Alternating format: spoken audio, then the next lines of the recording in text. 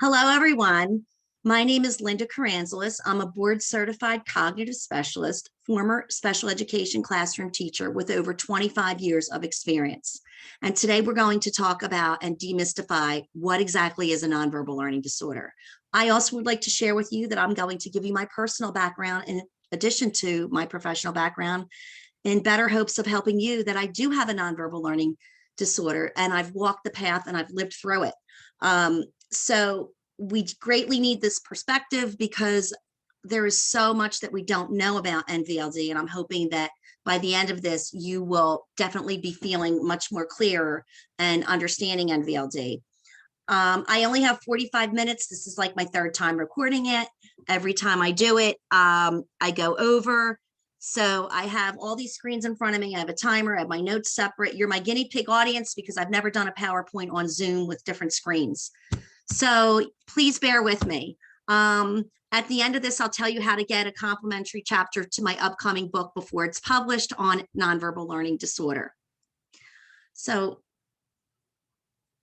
with that said, let's get into exactly what is NVLD. NVLD is very, very confusing.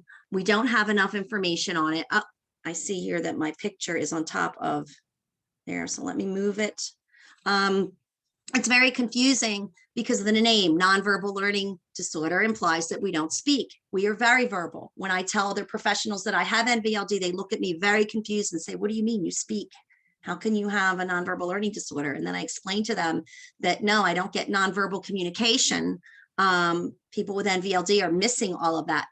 But people usually think that it means that we don't speak, like I said, and then they start thinking that, oh, well, maybe we're mentally challenged. And we're not mentally challenged, just like a lot of people that don't speak that are nonverbal are not always mentally challenged either. So those with NVLD have average to above average intelligence. Why is it, why is there so much not known about NVLD? Well, we just don't have enough research. It's not included in the DSM, the Diagnostic Statistical Manual of Disorders. It's like the Bible of all of these disorders that we need. Unfortunately, we're not labels, but we need this so that we can get identified and have treatment. It's not recognized. The Nonverbal Learning Disorder Project is a nonprofit organization who is working to change that. And they are funding research with Columbia University to show that, yes, this is a separate disorder. There's a lot of overlap. So there is ongoing research, and the researchers at Columbia have concluded that 3 to 4% of children in the USA have a nonverbal learning disorder. So there's an underserved population of all ages. And having this in the DSM would certainly make more funding available so that we could have more research and better help people. It's my belief that once we have this, that we can save years of people needlessly suffering with NVLD, because it can be quite a hard road with NVLD, as I have experienced that myself, in my earlier and younger years before I was identified.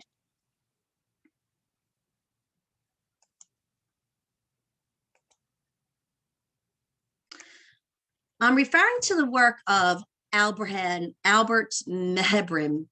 Sorry if I didn't get his name right, from University of California. And his research concluded with what he came up with is the 7-38-55 rule.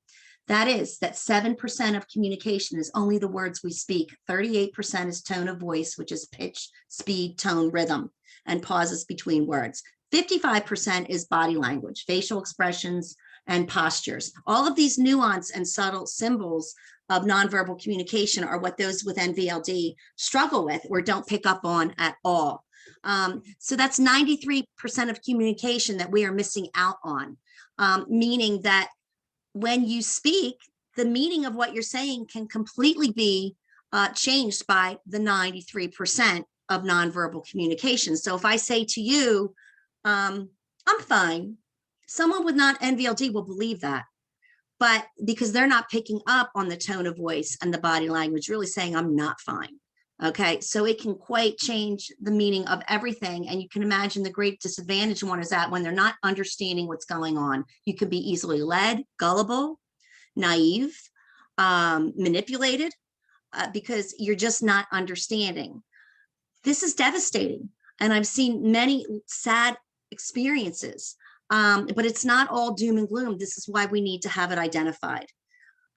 If you are not picking up nonverbal communication, you don't know if somebody likes you or if they're making fun of you or they're putting you down. I've had, some young adults or kids that are on jobs and they're, making minimum wage and they're being manipulated and saying, other people are saying, hey, I need money. And I had a couple of people in particular just giving away money and then being set up for those type of situations because they desperately want to have friends because they don't have any.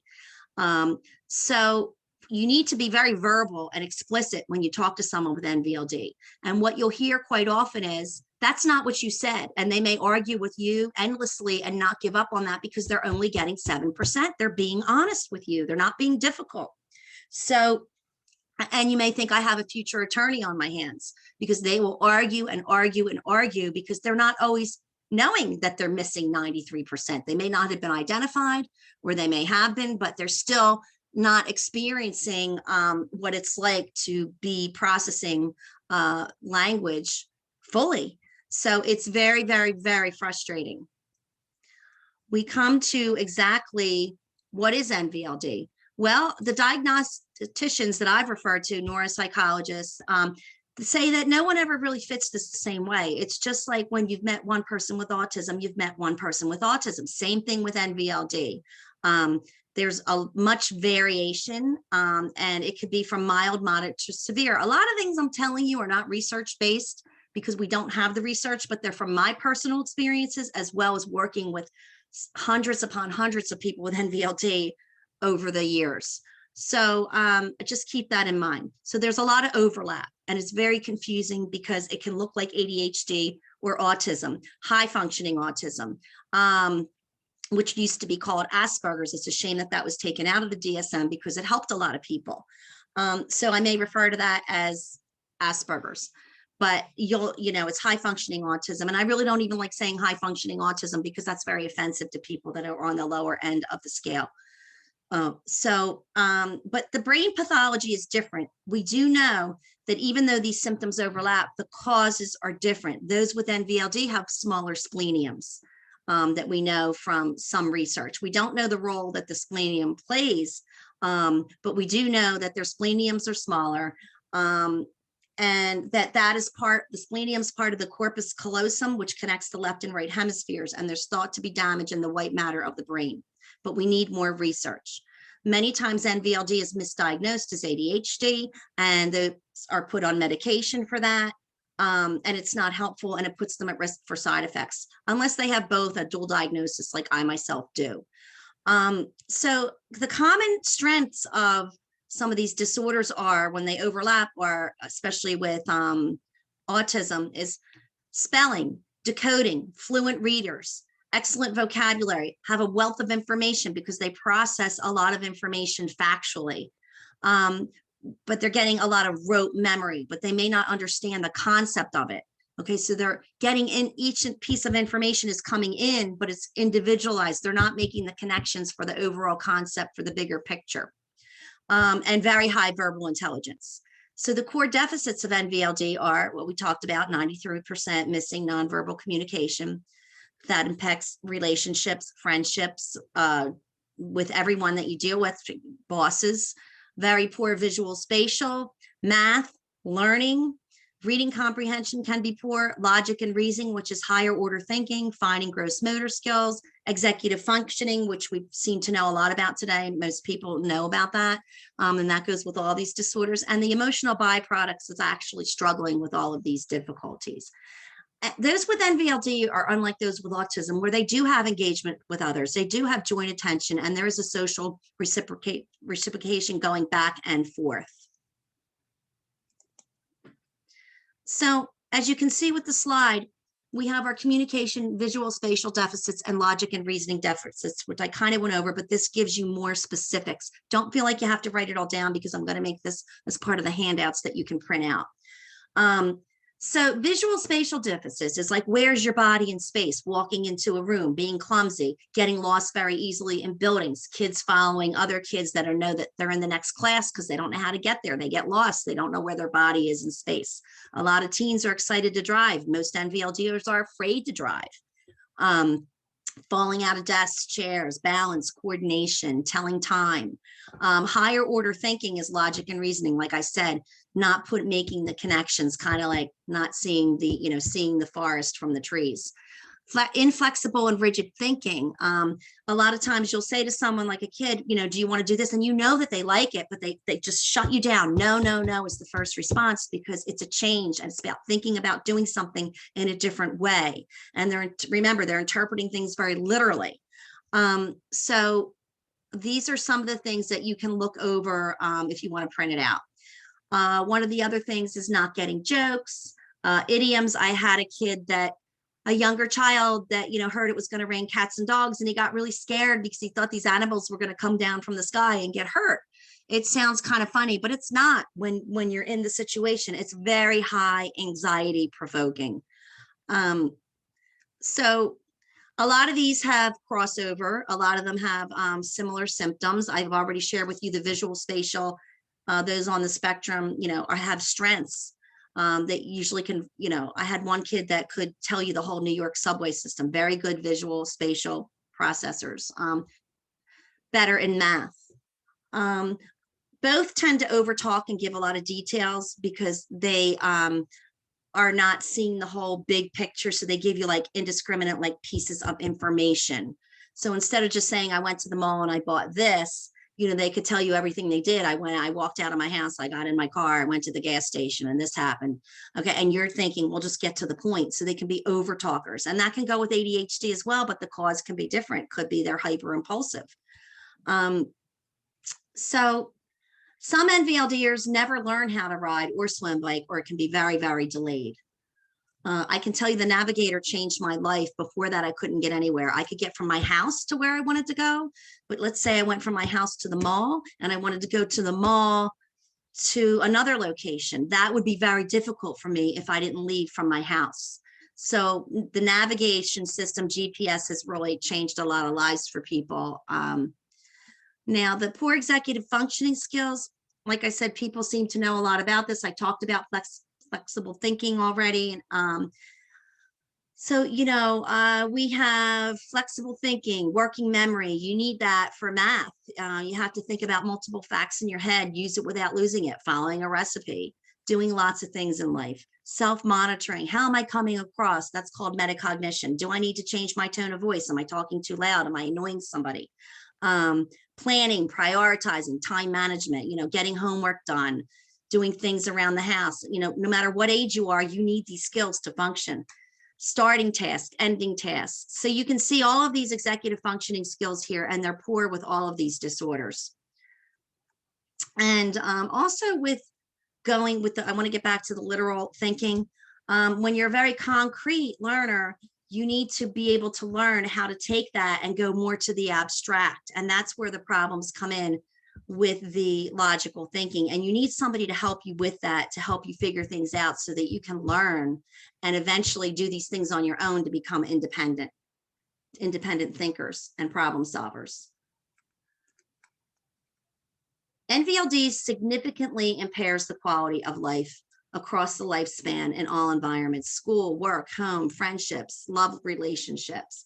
One of the things is that a lot of repetitive questioning, and that can really annoy other people when you're asking a lot of questions. But NVLDers do this because they need to know what's going on. Just like one wears glasses, if you need glasses and you take them off and you can't see that well, you're going to be challenged. Well, NVLDers, it's just like that. They have to ask the questions. They're not trying to be annoying. They're not trying to be difficult. I've seen a lot of NVLDers be diagnosed with oppositional defiant disorders, but they're not. They're really just trying to understand. So I teach them to say, to teachers, especially in school that don't know about NVLD, they may think that they're being challenged. They're not being believed.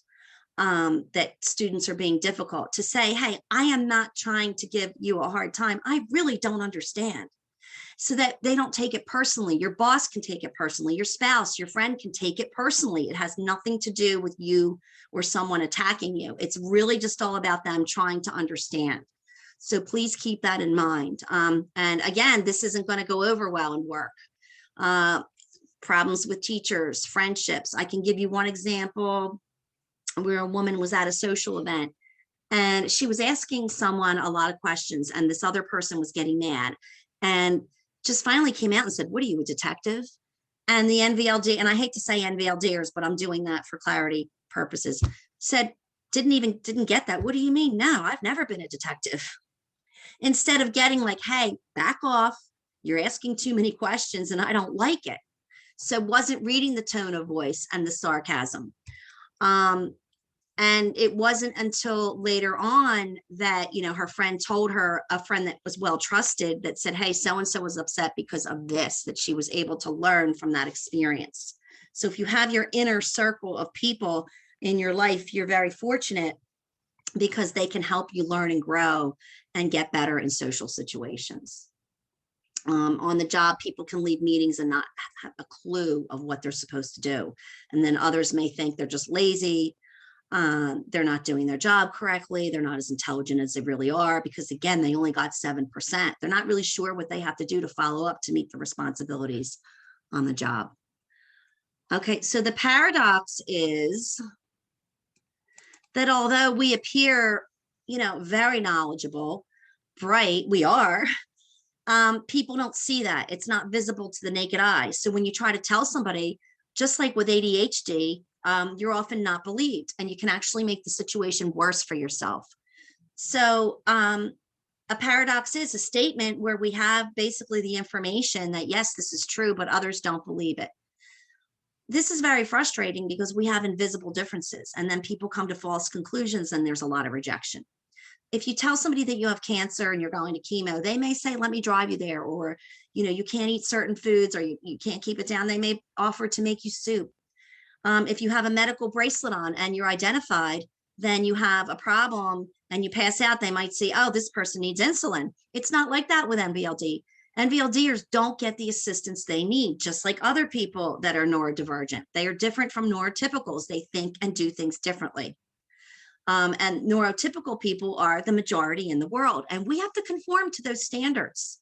So it becomes very, very, very difficult to do that. And then when, just like with parents may tell other parents looking for support, my kid does this or that, I don't know what to do. And they may say, "Hey, my kid does the same thing. This is normal." And then parents often feel like they're ostracized, and they kind of get a feeling of what it feels like to be NVLD, because if you try to tell other people, often you're not believed, and they come to these faulty conclusions. So it is a very painful disorder.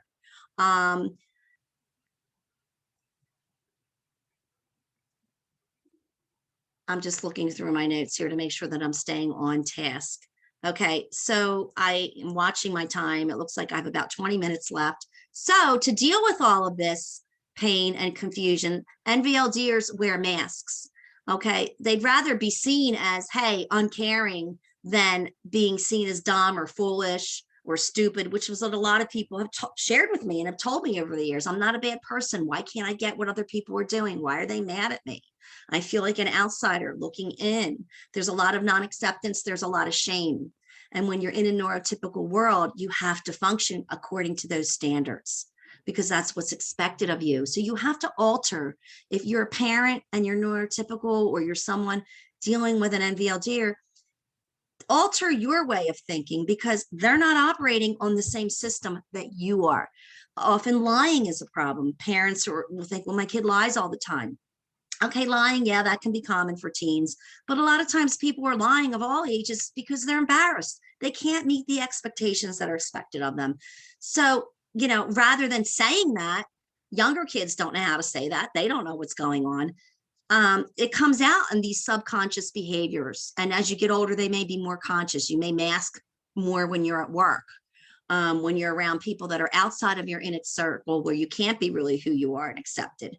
So you start wearing these masks. And a lot of times these masks can be used when they're tweaked in a positive way. Like a lot of comedians wore that class clown mask in school. They'd rather be seen as funny than as being embarrassed for not understanding what's going on when you're missing all that nonverbal communication.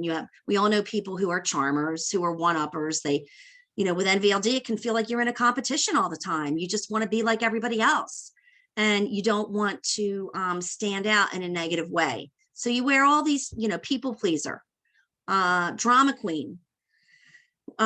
being very sensitive, because after a while you become very sensitive. Or being, a complainer. A lot of times things are so hard, so they will share, oh, well, this was hard for me, that was hard for me, and people think you kind of want special attention. So, when you're afraid of being rejected, you hide the shame, and that's when people start wearing masks. A lot of NVLDers are very angry at others from the ongoing criticism they get from being misunderstood. And people don't really have the time or inclination to help today. We're so much used to immediate feedback that they don't have time because they have their own responsibilities and things to do. And you may just be getting in their way. So even though some may understand, they just, have their own things they have to deal with and may not be able to have the extra time to give, to help out, to explain to someone.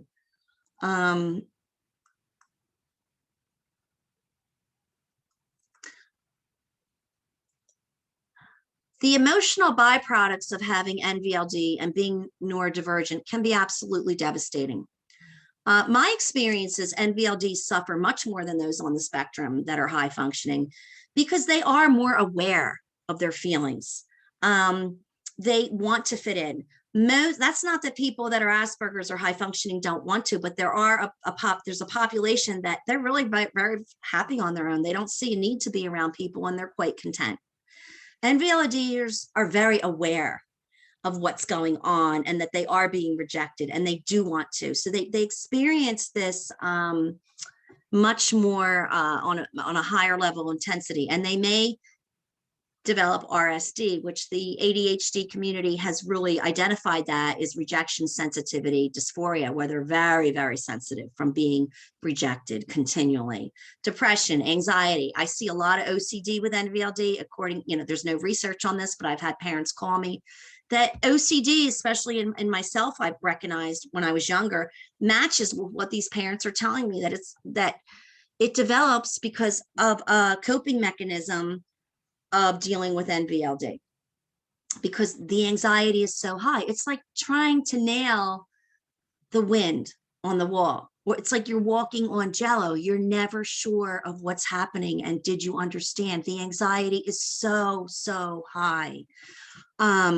There's a high suicide rate. Now, there is an old study by Rourke. It's an old, outdated study. We don't have anything updated, and some people disagree with how the study was done. But I have seen people with NVLD. There is a high suicide rate, but it has gotten better over the years because the autism awareness has paved the way. We now have a lot more understanding, and a lot of the same interventions that we use for autism and ADHD can be used for NVLD.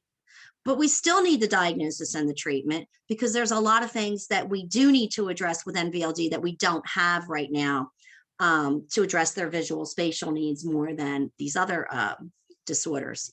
So binge eating, learned helplessness. I see a lot of parents overdoing for their kids because they feel sorry for them. That is the worst thing you can do. In my generation, we had a lot of freedom. We had to figure things out on our own. And it was a good thing, because we had to learn how to think and problem solve.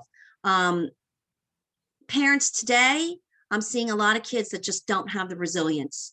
And if you're going to make it with NVLD, you have to be resilient, and we need to raise resilient kids, meaning we teach them, we don't coddle them because they have it so tough, and we want home to be a softer place to fall because the world is so tough. We can do that with balance. We can understand, and I'll tell you how to do that. But I have, adults that making their kids like grilled cheese sandwiches. If you have poor visual spatial skills, you can make a grilled cheese sandwich unless you're absolutely so severe. And I have not, there are some that have great difficulties, buttons, zippers, getting dressed. Again, it's not the same for every person. Okay. But we can't coddle. We have to prepare kids for the future, because there's a world where there's going to be no one there to help. So it is a balance. Okay.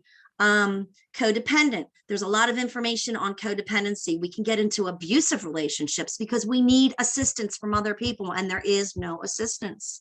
So we can get in relationships with others who need to feel superior to somebody else to feel good about themselves. or we can get attached where we can't leave these relationships, even though they're unhealthy. They're not all highly abusive relationships, but they're still codependent. And again, it varies to what type of relationship it is. So I see a lot of codependency that I don't see talked about with anyone with learning disabilities, which I do talk about in my book. Post-traumatic stress, I see a lot of people that I say, you're not in Iraq anymore, which I had a conversation with another therapist about. Even though, you have come so far and you've learned how to cope, you have a lot of negative traumatic experiences, and you may feel like you're still in the war fighting when you're not, because it's the lingering trauma.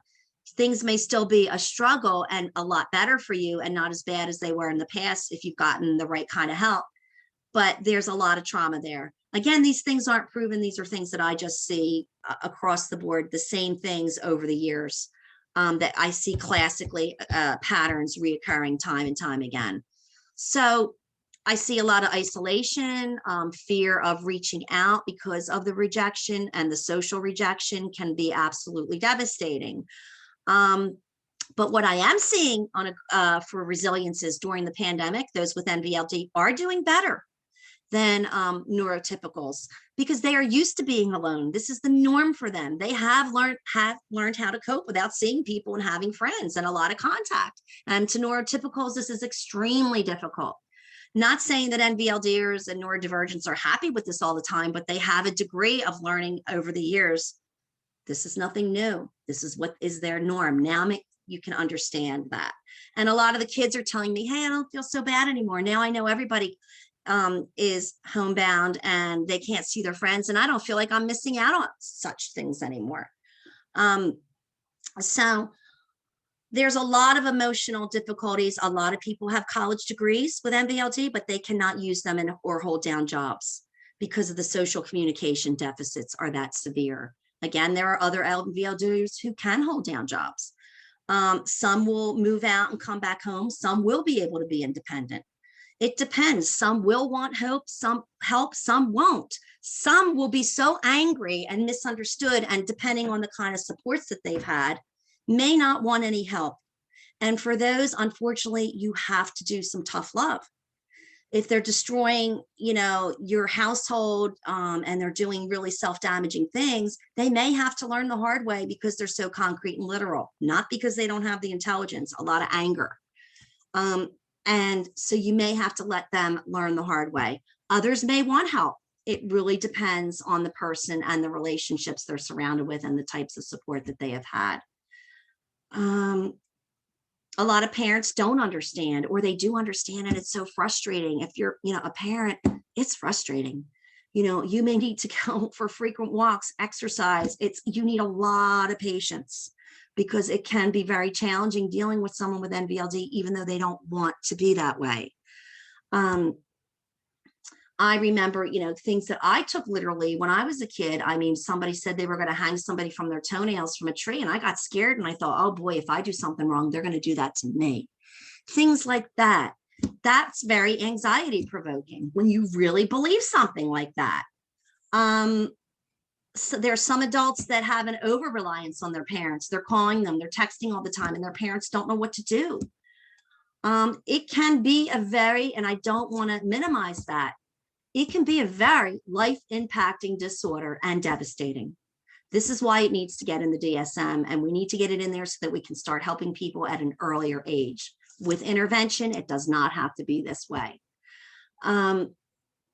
Also, therapy, I'm going to talk about when we do some interventions, is that it's so important to have the right kind of therapist, because there's such an emotional impact.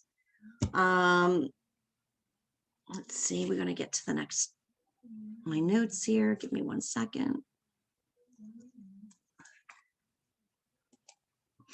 Okay, looks like one of my slides is out of order.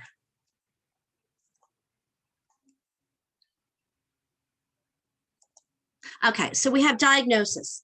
So it's really important for you to realize, even though I'm saying NVLDers, it's that we are not a label. We are people first. Okay, it's just, don't get hooked on the label. We just need it to describe so that we can get help. But you're a person first. And one of the things that you're going to need to understand is for you or your kids is don't let anybody tell you who or what you can be. I was told I wasn't college material. There's a lot of successful people that were told that. Don't let anybody put limits on you. Just because you think and do things differently doesn't mean that you're any less than. It's different. Different and it's not better or worse. It's just less than. It's just less or different. I'm really confusing my words now because I'm running out of time and I'm trying to figure out what do I need to tell you. The clock is ticking. So, but you're not less than. What I meant to say is you're different, and different is not, worse or better.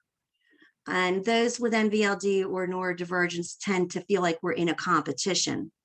We know we have the same abilities, but we just can't do what others are doing. So it feels like it's very competitive. So the level of impairment will vary, as I've been stressing. There's disagreement in professional circles. Is there such a thing as NVLD, or is it just on the spectrum? There's a lot of disagreement. That's why we need this agreed upon and in the DSM. It used to be that you were diagnosed by if there was a gap between your performance IQ and your verbal IQ, which now I understand is a red flag, but there's other ways where they can see if you fit these patterns to be diagnosed with a nonverbal learning disorder. Again, there's much overlap. So it's a very complex, and you really need to see somebody who has experience with NVLD. You need to ask a lot of questions and find out what is their experience level, because it takes someone very skilled to and complex to figure all this out because of the overlap. I had somebody that was just diagnosed at 60 years old and was like, I really wish I would have knew this sooner. My life would have been so different. I guess this person's life would have been different. And that's what's very sad. So again, this is why we need diagnosis. If you can't afford to get a diagnosis, I mean, many with NVLD have a hard time earning money because of their difficulties. Don't feel like, okay, there's nothing I can do to help myself. Yes, I'm talking about diagnosis, we need it, but it's expensive. If you can get online and come into my NVLD Pioneers group, you can identify with other people. So what if you happen to get a diagnosis of being on the spectrum? Take it, use it, get the services, because a lot of diagnosticians are doing that so that people can get services, even if they recognize that it's NVLD, because there's so much overlap. Don't obsess on the label so much. Just realize that you have a brain-based disorder and that affects you and that you're neurodivergent, and approach it from that way. Read everything you can, learn what you can about it, and then take off from there. Okay, but don't feel like you can't help yourself if you don't have this particular diagnosis.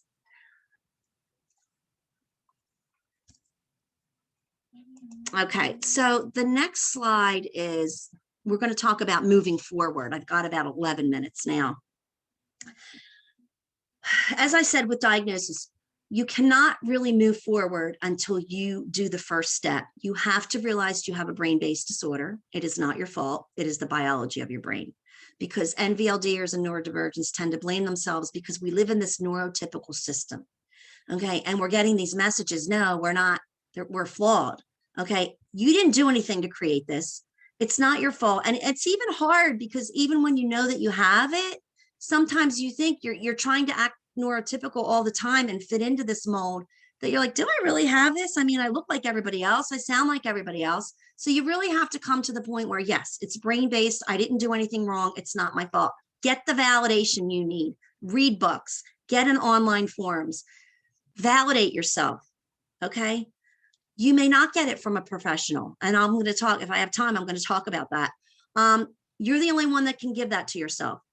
You will feel relief. People that have medical diagnoses that they've gone from doctor to doctor, they finally get that label, they feel relief. After the relief, though, comes a lot of grieving.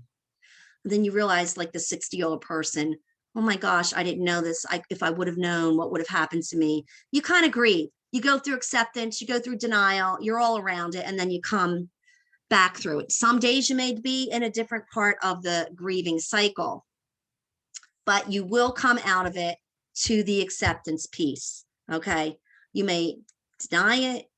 You may realize, I don't have this. You may think, oh, this is all made up, this disorder. You're going to have a lot of things going through your head, but you will come to acceptance. And this is what you need before you can do anything else. It is the foundation of moving forward.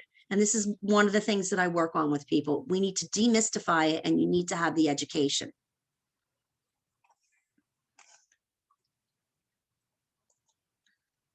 Okay, we covered that. Okay. There's that grieving cycle. Which screen is it? I have 3 screens. I'm sorry. You didn't see my grieving graphic, which was shock and denial, anger, depression, acceptance. Okay. And that's one of the things I wanted to talk about, but it's not coming up. So just keep in mind that you may be in shock. You may deny it. You might be angry, depression, acceptance. And over time, things get better. Okay, so moving forward.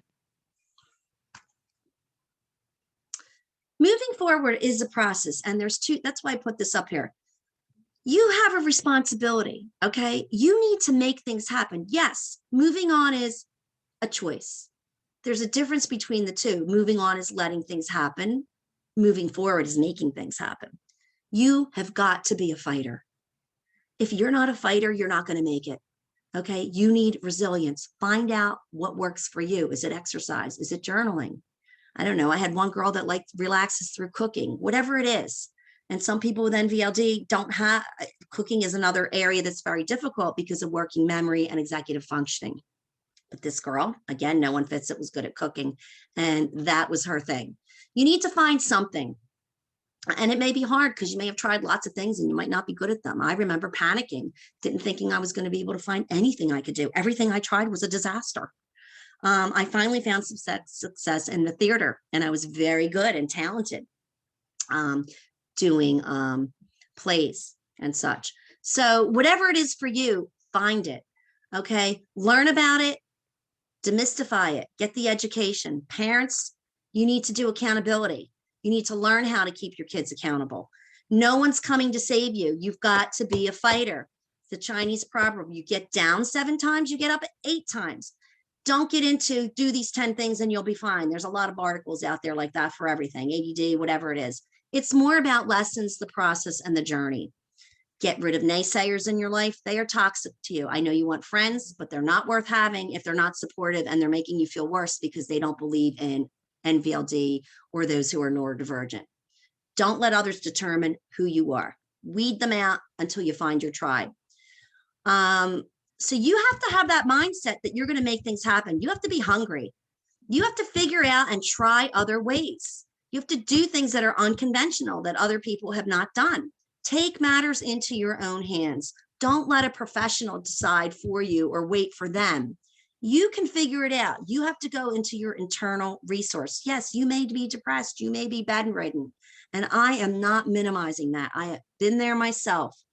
But eventually, you're going to have to deal with this. And you're going to have to find a way to do it. And you can do it. It's like the tortoise and the hare. You know, you're going to work harder than other people. And as a real result of that, you can surpass other people. So we really need to have parents not instill learned helplessness. You can hold your kids accountable with love. And that's, well, I have 5 minutes left, so I really can't go into too much about that. So here, with the remaining 5 minutes that I have, I am going to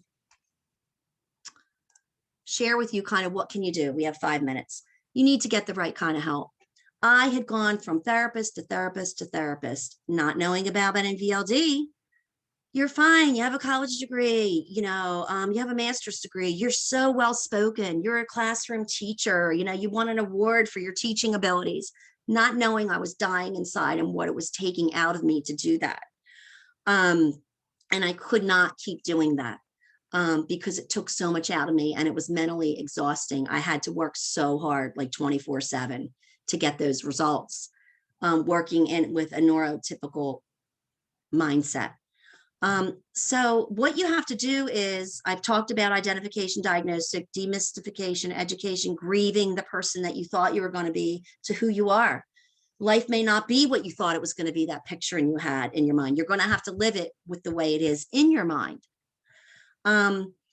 Weeding your garden, getting rid of others. You have to find the right therapist. The wrong therapist can do more damage. Not looking to bash therapists, but the wrong one can make matters worse for you. It can actually be invalidating. If it's not a right fit, keep going and going until you find one. Many say they know about NVLD and they've read a little bit about it, but that doesn't mean they know how to treat it. And others do. Okay, DBT is a form that can really help. It's used for people that have borderline personality disorder. NVLDers may have that in addition or may not, but there's a lot of the same symptoms and overlap. Okay, and you know, I would venture to say that the two can be confused, because borderline is you do have a deep sense of abandonment, and you can have that with NVLD when you need other people to help you and you don't know who you are. You can feel very empty inside. So you need, that can be a very expensive therapy, thousands and thousands of dollars. A lot of families don't like it. They want the whole family involved in it, but it can work if it's done in the right way. You don't need to have that kind of therapist. If you can't afford that money, you can get a book. You can go through it. You can have a parent, a friend, a mentor, somebody help you with it. You need help in real time. You know, I was between therapy appointments, I was dying. You know, I can't just wait to see somebody once or twice a week. There's stuff going on in real time. You need to understand, how are you going to deal with your boss? How are you going to deal with the friend? How are you going to understand what's going on?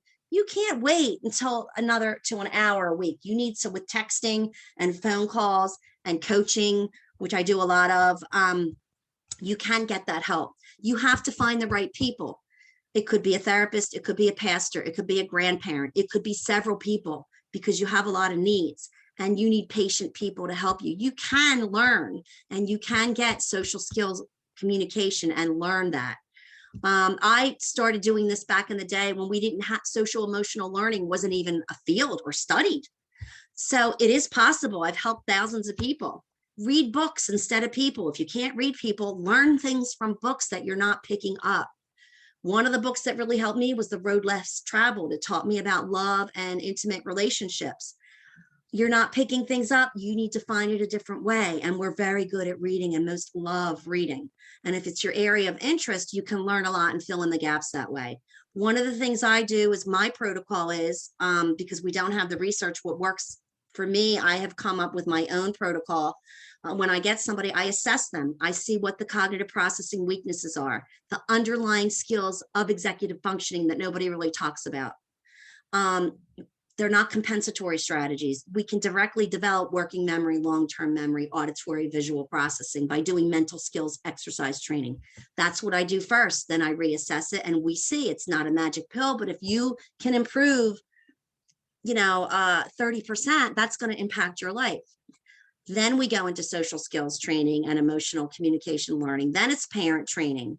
Okay. Then it's tutoring. After those skills are remediated, you shouldn't need a tutor the rest of your life. Tutoring is designed to be a short-term process. Learn the information, then move on. You want to be independent. Okay. Then you learn life skills, coaching. So this is a system that I have developed that has helped people with NVLD over the years. So this is, I have so much more to tell you, and I just can't. I have 3 minutes left. Okay. Now, if you would like a chapter of my book, upcoming book, NVLD, The Paradox of NVLD, you can email me. Go to my website, ADDvantagesLearningCenter.com with 2 Ds. Contact me and just say free chapter. I will send you that chapter. Okay. You can also look around at the site and see what I do to help people. You can also go to my free group, which is NVLD Pioneers on Facebook. We're pioneers because we're a grassroots effort. We are helping people. Okay. Parents, it's open to everyone, parents and adults, because the adults are helping the parents understand what can they do. We are a grassroots effort. We are helping each other so that we know what works before the research comes out. We can't wait 20 years. We don't know when it's going to come out. Be wary of scams, but you have to be willing to try new things. Get on here and start talking to people. And this is where I can interact with you and answer your questions. So that is really all I need to say to you. I'm looking at my notes here, and I actually have 1 minute left now. So contact me, get on my email list, and, join the group, and I can do my best to help you. I hope that I have demystified for you. Thank you for bearing with me, because I've had a hard time with these 3 screens, looking at my notes. I know I fumbled a few times. So I really hope that this presentation helped you and you understand a lot more about NVLD than you did 45 minutes ago. Thank you. Remember, when you've met one person with NVLD, you've met one person with NVLD. Have a great day.